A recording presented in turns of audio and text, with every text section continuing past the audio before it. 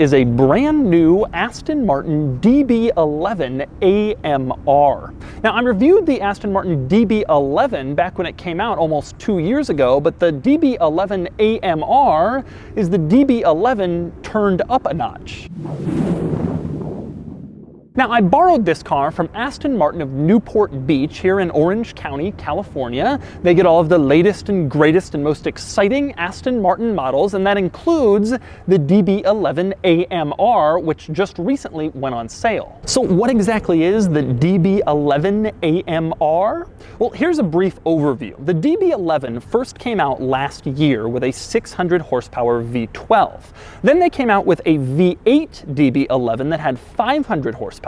The two cars were apparently a little too close in terms of performance, so the old V12 DB11 is gone and they've replaced it with this, the V12 DB11 AMR, to try to widen that performance gap a little bit compared to the V8 DB11. Now, the DB11 AMR puts up some big numbers. It has a twin-turbo V12 that makes 630 horsepower, and it'll do 0 to 60 in 3.5 seconds.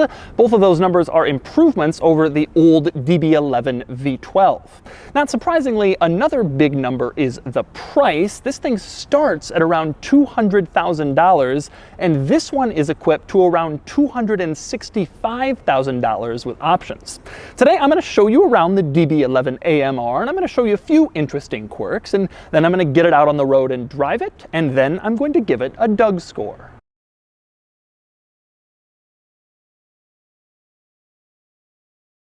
Now, I'm only going to go through a few of my favorite quirks and features in this car, since this is sort of a more Doug DeMuro short review summary, but I do have a full review of the DB11 linked in the description, and I've just reviewed the DBS Superleggero, which is sort of the flagship model on the Aston Martin range, and that is coming soon. So with that in mind, I'm going to start the interesting quirks with the AMR upgrades to this car. Now, AMR stands for Aston Martin Racing, as you can see on this little plaque printed on the door sill. It's Aston Martin's motorsports team, and since this is sort of a higher performance DB11, it has some AMR touches, the most obvious of which is all of the green. You can see the bright green sort of seat centers that go right down the middle of the seats. You have the exact same thing on the headliner, this bright green trim. This is a color that Aston Martin uses commonly in their racing cars, so they carried it onto this car as well. You also have bright green stitching on the seats, but not just there, also on the center console, and the sun visors have bright green stitching, as do the door panels. And then there's my favorite AMR bright green item, and that would be the brake calipers, which are these massive bright green brake calipers. They look like huge tennis balls slowing down your vehicle. But the AMR stuff obviously goes further than a little plaque on the door sill and some green trim. You also get 30 additional horsepower over the old V12 DB11 and some other changes like a revised transmission for quicker shifts and better suspension. And then there's the Alcantara steering wheel, which just feels nicer and grippier when you're driving your DB11 on the racetrack. A couple of other interesting items worth noting. One is all of the Mercedes-Benz stuff in here. Now, Aston is a relatively small independent car company, and so they need help developing certain things, one of which was an engine for the Vantage. They wanted a smaller engine than the V12 they have. So they went to Mercedes-Benz, and Mercedes builds that engine for Aston Martin and some other stuff. Mercedes-Benz fans will notice the turn signal stock is right out of a Mercedes-Benz, as is the cruise control stock, and the infotainment system controls in the center are lifted straight out of an E-Class. It's just Mercedes-Benz technology. Now, the interesting thing about the infotainment controls is they control what is basically a Mercedes-Benz infotainment system, except the last generation system. Apparently, Aston Martin's deal with Mercedes-Benz is that they don't get the newest system Mercedes has developed, they get the prior one. And as soon as Mercedes switches to a newer system, then Aston gets the prior version that they were just using. It's kind of an interesting deal, but the benefit is that it gives Aston Martin some more modern technology compared to developing it themselves, which would have been tremendously expensive. Next up, another interesting item in this interior would be the center console lid. In your car, if you want to access the center console storage area, you just lift the lid up. In this thing, you push a button and it automatically slides backwards, which is very nice and luxurious. Now, it also reveals the cup holders, which are hidden until you want to reveal them. You just tap on them and then they sort of appear. and you can stick your drinks in the center console.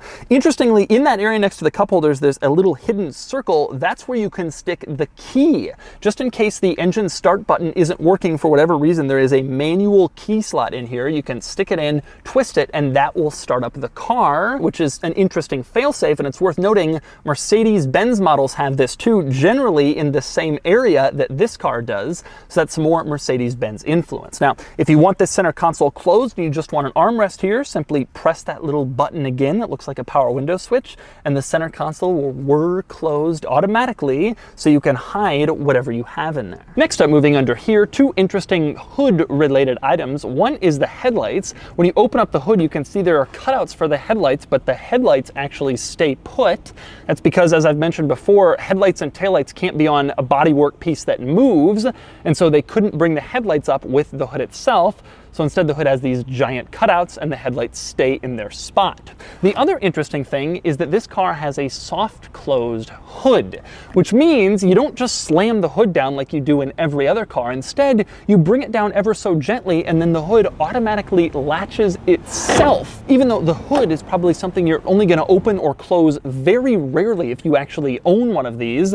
But still, it has that luxury touch just to make closing the hood a little bit easier and a little bit classier than just slamming it into place. And finally, we move on to the brake lights. And folks, is this a rear lighting design or what? This looks so cool. So many automakers just put all of their lights into one simple light assembly piece in the back just to make it cheaper, but Aston Martin was like, no way. And so they made this thing curve all the way around. Not only is it bisected by a painted piece of bodywork, but it even continues onto the trunk lid. The cost of making this must have been insane, but this is what happens when you don't say, how can we make it cheaper, but instead, how can we make it cooler? And indeed, Aston has done just that. All right, driving the DB11 AMR. Yow. This thing is fast. I just am blown away by the fact that Aston Martin now means fast. You know, for years, Aston Martin was like exotic like Ferrari, but it was a more relaxed car. You kind of chilled. And you knew you just had something beautiful that looked nice as it went down the street. The other incredible thing about it is the sound. Also, the interiors have stepped up so much since the era of the old Vantage. That car was such a joke in terms of interior quality. Sitting at a stoplight and just driving the car regularly in GT mode, comfort mode effectively, and the car actually feels pretty normal. The transmission shifts very quickly and very smoothly if you're in regular mode, in automatic mode, to the point where it's just as drivable as a Mercedes SL or a Porsche 911. I know there are going to be people watching this who are like, okay, it's a fun car, but can I use this thing frequently?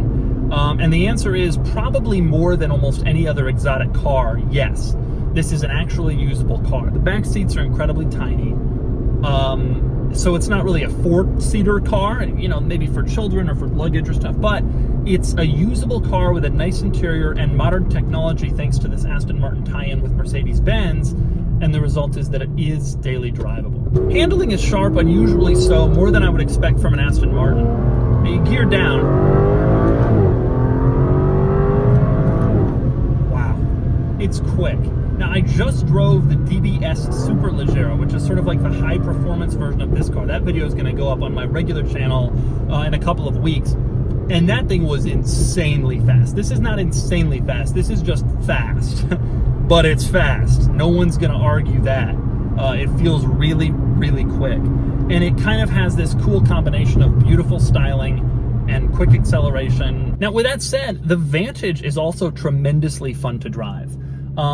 You know, these four-seater, more expensive GT cars, I've never been as into them, even in the Ferrari lineup, as just the regular. And to me, the Vantage looks cool, drives great, you know, has a cool interior. That is pretty much the ball game where I would go. But I can see why someone would want something a little bit more exclusive. This car is certainly more beautiful and more distinctive in terms of styling from the Vantage. It's just sort of that step up for maybe people who find the Vantage to be a little too pedestrian. And so that's the Aston Martin DB11 AMR. Now you can check out my review of the original DB11 V12 using the link in the description below, but this car is a little bit better in every way. And now it's time to give it a Doug score. And the Doug score is here, 67 out of 100. The DB11 AMR scores only slightly better than the old DB11 V12 thanks to a slightly higher acceleration score, and now it ties the Vantage overall. The main difference is that the Vantage is the better value and it has a slightly higher weekend score, whereas the DB11 is more exclusive and it has a slightly higher daily score.